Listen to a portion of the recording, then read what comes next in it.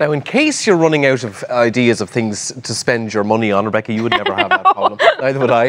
There's a new product on the market, and like a stock or a share, its value could range from a penny to millions of pounds. You'll never be able to unbox it and hold it in your hands, though. It's a digital product. Could be artwork, videos, music, and even tweets. Heard it all now. These all fall under the name of non-fungible tokens. A fungible token is like a pound coin. Trade one for another and you'll be left with the same thing. But what we're talking about is a non-fungible token, like a one-of-a-kind trading card. There's nothing else like it. NFTs only exist on the internet. What you're buying is digital ownership over it. Many buyers are hoping that demand for a certain NFT will drive its price up. Well, our reporter India Grant has been looking at the growth of the NFT.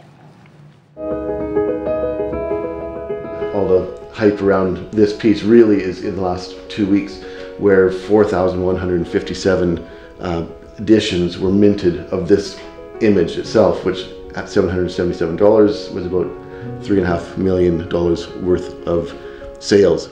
Trevor has been working as an artist for years. His work has always had a nod to the online, but now he's taking this a step further, selling his art as digital pieces. This is really, I think, the first time where artists could monetize digital pieces of their work, whereas before an artist, you could sell the painting, but the JPEG image could be shared by anybody and everybody around the world. So this is the first time where an artist can actually monetize their pieces of art and creativity.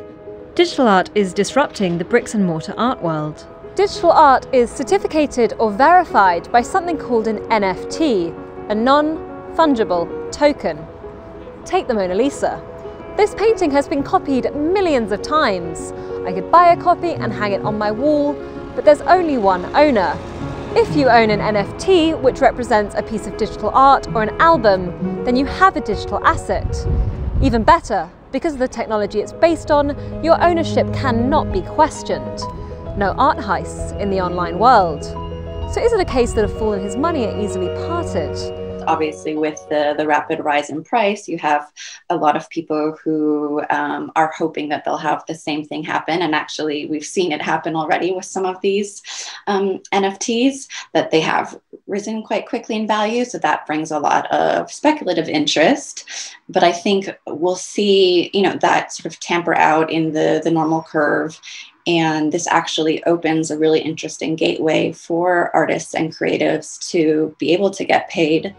Online art may seem worthless, but it's helpful to remember that all art is worthless and could be worth millions at the same time. As we all move online, perhaps it's inevitable that art does the same. India Grant, BBC News. Yeah, does that make sense? Yeah, I think so.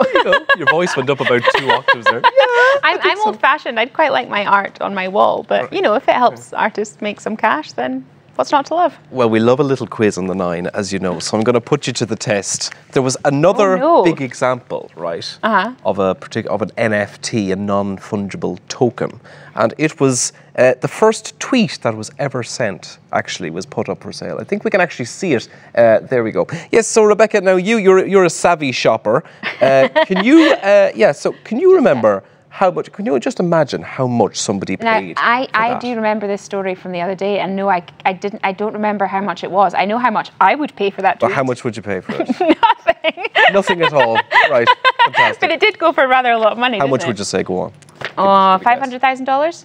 $500,000. No, £1.8 million for that tweet. People have too much cash, isn't that right, Christopher Blanchard? Christopher, are you interested?